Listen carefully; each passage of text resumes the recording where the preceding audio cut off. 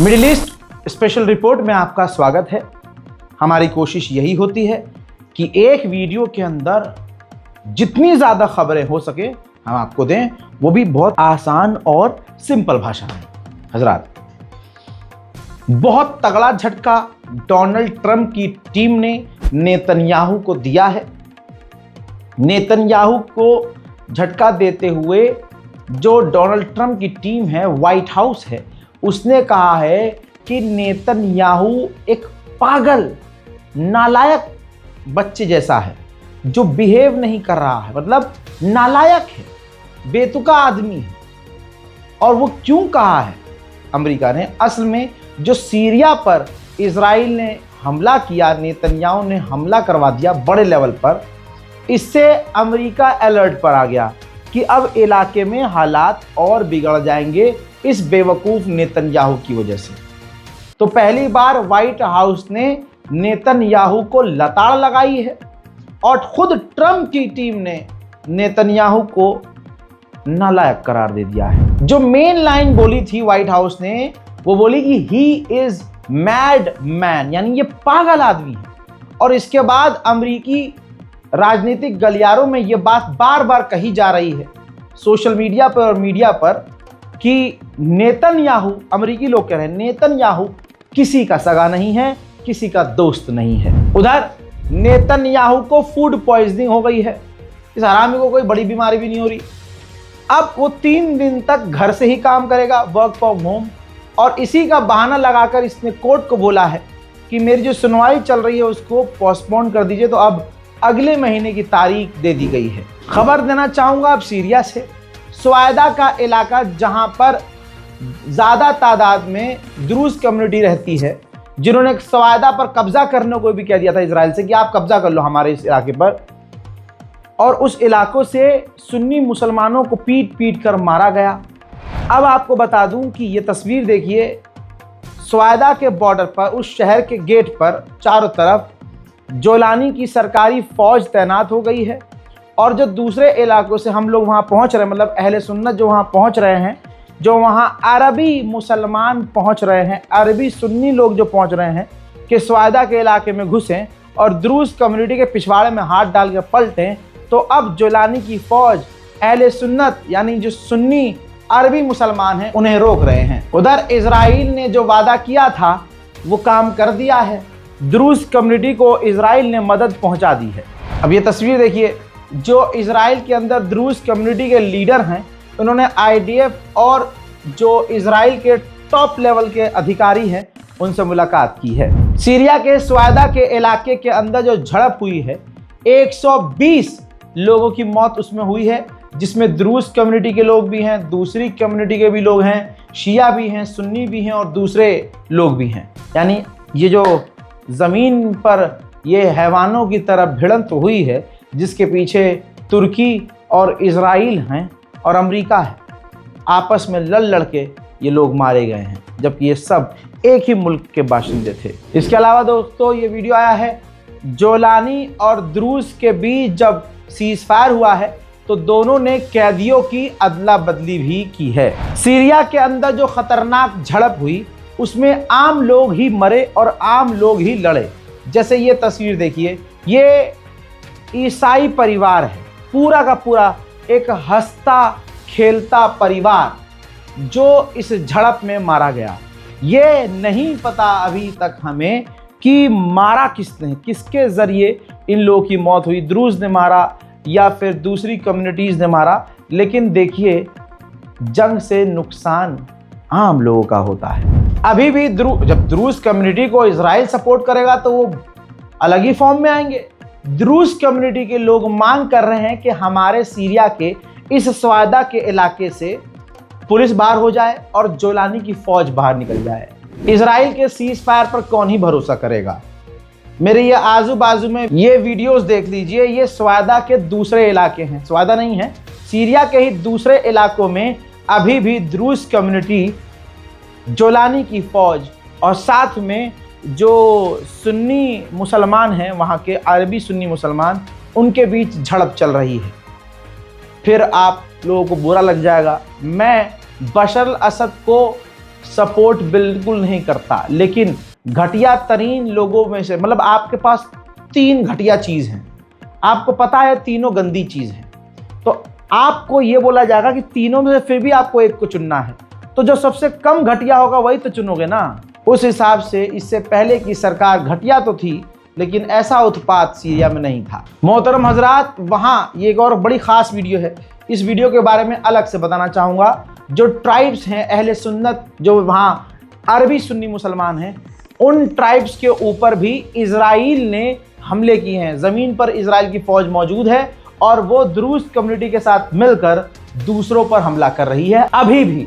और ये जो वीडियो दिखाई है ये एयर स्ट्राइक है, यानी इजराइल ज़मीन पर भी मौजूद है सीरिया में और हवाई हमले भी कर रहा है इजराइल। हिजड़े जोलानी को ये लगा कि हम स्वादा के इलाके में घुसेंगे और दूसरे इलाकों पर कब्जा करेंगे, लोगों को मारेंगे पीटेंगे, तो अमेरिका इजराइल कुछ कहेगा नहीं। रिपोर्ट में ये कहा गया है कि उसको उम्मीद ही नहीं थी जोलानी को कि अब कोई इंटरफेयर करेगा, लेकिन हो गया उल्टा।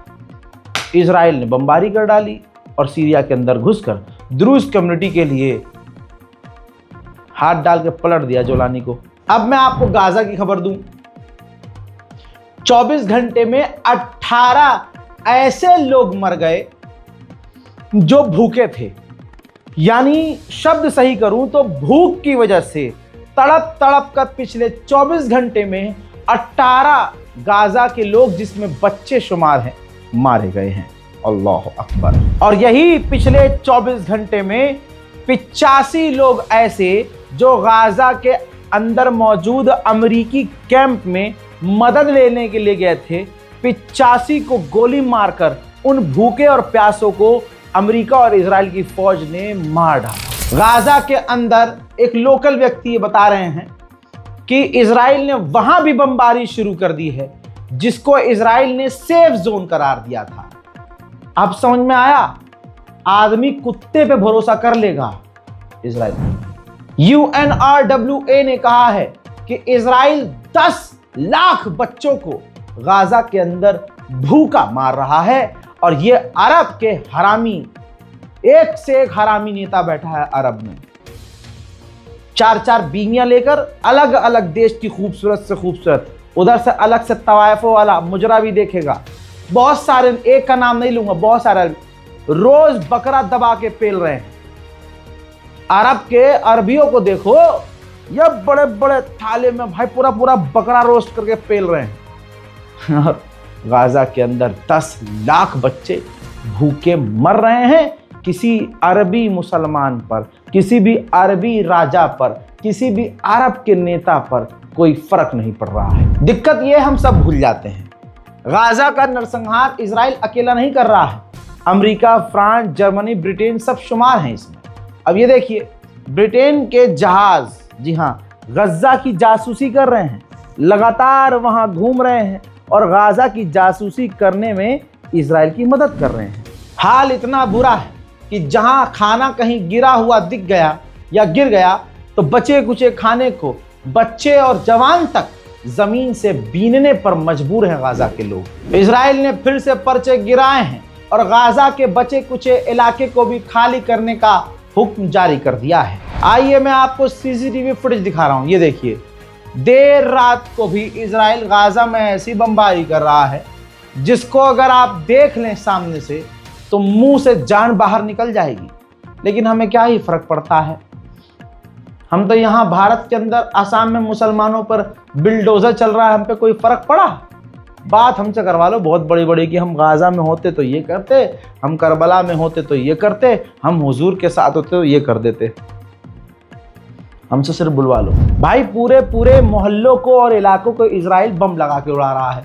ये तस्वीर देखिए, एक साथ 20-20, 30-30 बिल्डिंग्स जो पहले से डैमेज हैं उसको भी बर्दाश्त नहीं कर रहा इजराइल। बिल्कुल जमींदोज करने के लिए, जमीन को सपाट करने के लिए इस तरह से बम लगाकर उड़ा रहा है इजराइल। सच बोलना इस दुनिया में खतरनाक है।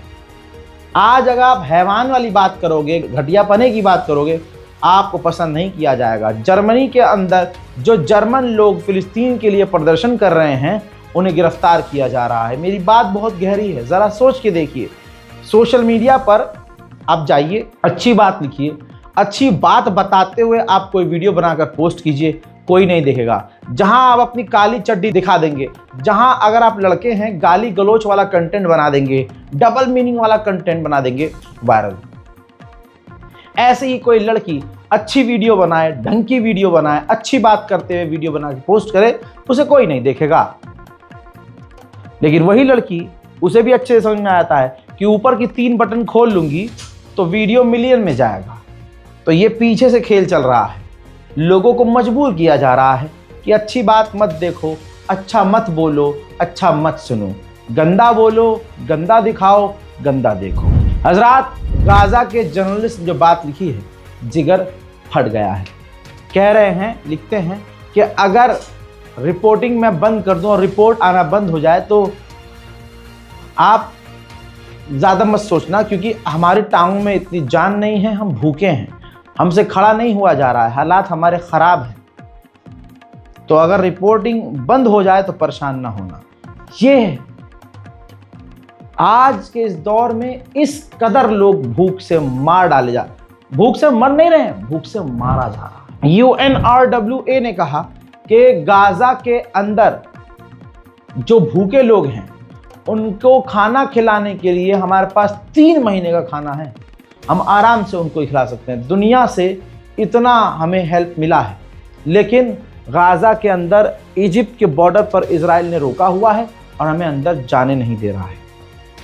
ये हाल है दोस्तों। मेरे दोस्तों, इजराइल के जो हैवान हैं, इजरायली फौज, वो गाजा के अंदर जो वॉर क्राइम कर रही है ना, वो खुद ही रिकॉर्ड करके सोशल मीडिया पर खुशी के तौर पर शेयर कर रही है। ये देखिए, ما يجبرونا زي ما يجبرونا زي اوه سي يفي ولاي ماشو لجفيرت ولاي ماشو لجفيرت حلوة هذا حلوة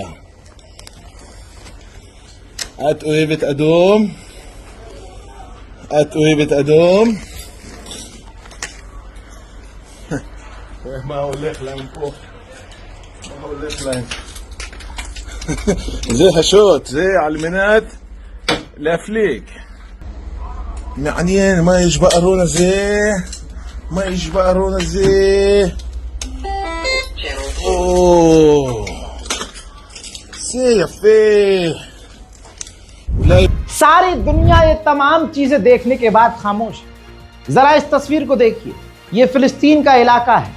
फिलिस्तीन के इलाके में इजरायली फौज की ताकत से इजराइल के सेटलर्स फिलिस्तीनियों के इलाके में घुसकर रेड कर रहे हैं और कब्जा कर रहे हैं, और ये दिन दहाड़े हो रहा है। ये जो अरब, जैसे बहरीन, UAE, कतर, सऊदी अरब, ये जितने भी इजराइल का पेशाब पीने को तैयार हैं, ये अरब के नेता, ये इतने सुअर हैं कि इनकी आंखों के सामने इनके मुंह में मूता जा रहा है, इन पर फर्क नहीं पड़ रहा है। इजराइल के लोग जेरूशलम में डेथ टू अरब के नारे लगा रहे हैं। अब वो अरब का मतलब पता है कौन? जितने भी अरब के लोग हैं, अरब में ये सारे अरब आ गए, कुवैत आ गया, बहरीन आ गया, कतर आ गया, UAE आ गया, सऊदी अरब, ये सब, और ये सब के सब इजराइल का पेशाब पीते हैं, गुलामी करते हैं, ताकि इजराइल और अमेरिका पीछे से हमें सपोर्ट करें और हम राजा की गद्दी पर बैठे रहे, हम प्रिंस रहें, हम बादशाह रहें। ये देखिए, सुनिए।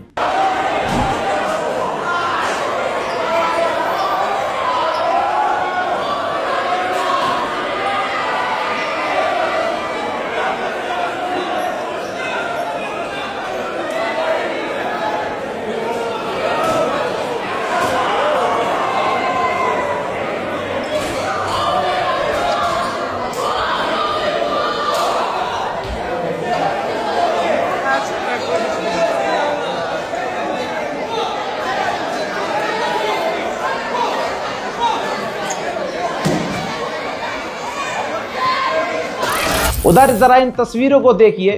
फिलिस्तीन के इलाकों में इजरायली सेटलर्स ने थर्ड टेंपल के झंडे और पोस्टर्स लगा दिए। हजरात, उधर सेटलर्स ने और धमकी दी। इजरायली सेटलर्स ने कह दिया है कि हम जो फिलिस्तीनी टेरिटरीज हैं, जो छोटे छोटे गांव हैं, हम सबके लिए पानी बंद कर देंगे। हाँ, हमें पता है तुम गंदी औलाद हो, तुम कुछ भी कर सकते हो।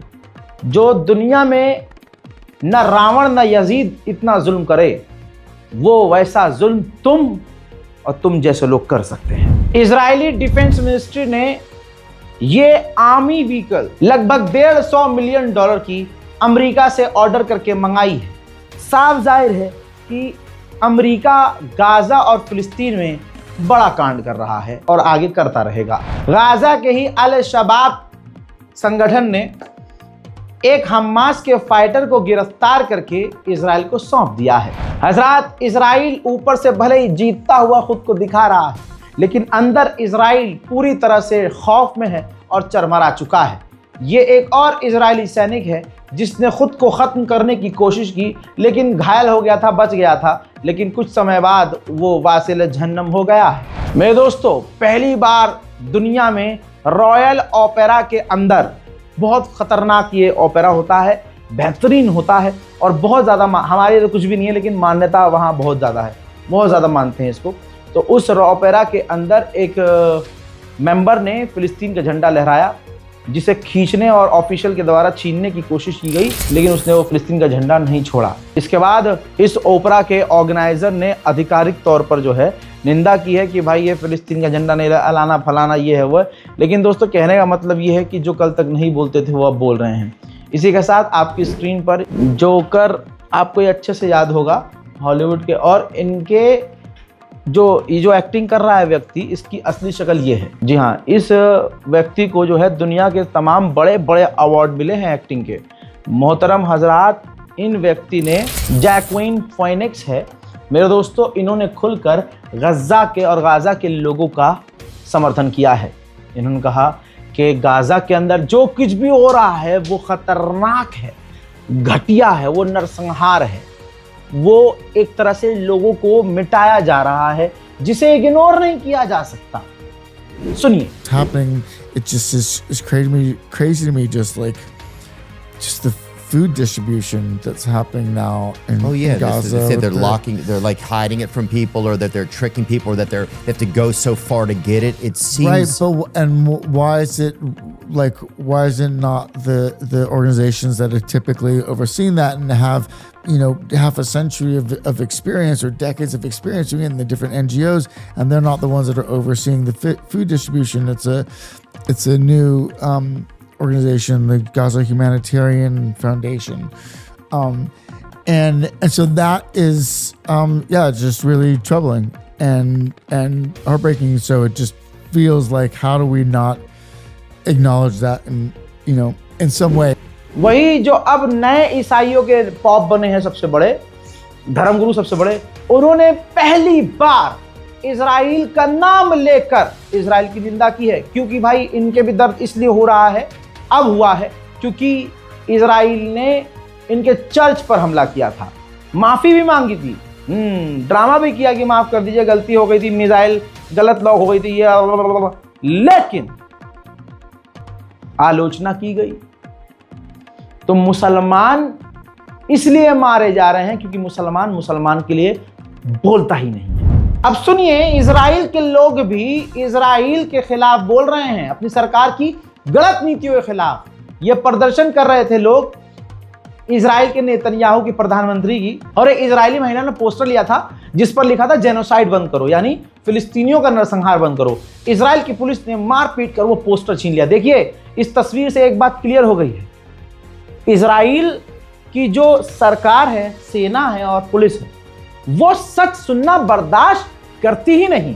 चाहे उसके खुद के लोग अगर सच बोलें तो सेम व्यवहार उनके साथ किया जाएगा जैसा वो फिलिस्तीनियों के साथ करते हैं। हजरात मोहतरम, इस बारकोड का इस्तेमाल इसलिए कीजिए ताकि गाजा और फिलिस्तीन के लिए हम कुछ तो कर सकें, जैसा भी जो भी हो सके करें, और हम कर रहे हैं। और हमारे साथ कई लोग भी जुड़े हैं और हम लगातार गाजा के लिए जो कर सकते हैं कर रहे हैं। मेरे दोस्तों, कुछ नहीं कर सकते तो याद रखिएगा, हम दुआ ज़रूर कर सकते हैं। लेकिन कमाल की बात यह है, हमें जब यही नहीं पता कि असम में क्या हो रहा है तो हमें गाजा से क्या ही मतलब होगा। बहरहाल, मैं यही कहूँगा कि हम कुछ नहीं कर सकते लेकिन दुआ कर सकते हैं। हम नमाज पढ़ें, नमाज कायम करें। नमाज में बहुत ताकत है, ईमान की ताकत है, दुआ की ताकत है। मेरे दोस्तों, नमाज पढ़िए, इबादत कीजिए, दुआ कीजिए और दुआ करवाइए। मेरे दोस्तों, कमेंट सेक्शन में अपनी राय जरूर लिखिएगा। हमारे चैनल को सब्सक्राइब जरूर कीजिएगा और अगर आपने सब्सक्राइब किया हुआ है तो आपको सलाम, लेकिन अपने साथियों से भी हमारे चैनल को सब्सक्राइब करवाइए ताकि हमारी आवाज, कौम की आवाज, उम्मत की आवाज, माइनॉरिटीज की आवाज दूर तक पहुंच सके। मैं हूं रजा और आप देख रहे थे रजाग्राफी अनस्क्रिप्टेड। जय हिंद।